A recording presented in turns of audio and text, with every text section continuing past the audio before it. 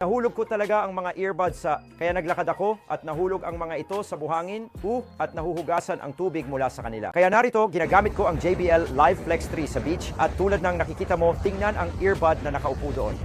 Hindi ito gumagalaw sa aking mga tainga. Habang naglalakad at tumatakbo ako gamit ito, hindi ito nakakakuha ng ingay. Ginagamit nito ang pagkansela ng ingay upang hadlangan ang ingay, ngunit ito ay talagang komportable. Kaya habang gusto kong makinig sa mga alon, sa totoo lang, kapag gumagamit ako ng mga earbuds sa beach, gusto kong magkaroon ng mapayapang karanasan sa aking musika.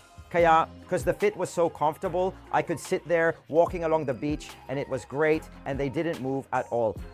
Isa pang bagay dito guys, gusto kong pag-usapan ay ang JBL Spatial Sound. Ngayon, ang Spatial Sound ay karaniwang nakatakda kaya nagbibigay ito ng nakakaingganyong karanasan tulad ng nasa isang stadium ka, halimbawa. Kaya parang ang musikang nakapaligid sa iyo na sa tingin ko ay hindi ka paniwala. Isa sa mga tampok nito ay ang water resistance. So medyo uto si Mr. Uhu minsan. Nahulog ko talaga ang mga earbuds kaya naglakad ako at nahulog ang mga ito sa buhangin at nahuhugasan ang tubig mula sa kanila. Kaya't itinayo ko ang mga ito, pinatuyo, ibinalik sa aking mga tainga at nagpatuloy sila sa paggawa salamat sa kabutihan. Kaya huwag maging katulad ni Mr. Uhu. Siguraduhin na kayo ay palaging pinapanatili sila doon pati na rin. Nabunggo ko sila nung hinubad ko yung shirt ko. Kaya oo, napaka-perpekto kung gusto mo ng mabilisang paglangoy. At muli, dahil ang smart charging case, napakadaling baguhin ang mga track at kanta habang ginagamit mo ito. Ngunit, gamit ang JBL headphones din, maaari mo talagang baguhin ang mga track sa iyong mga tainga.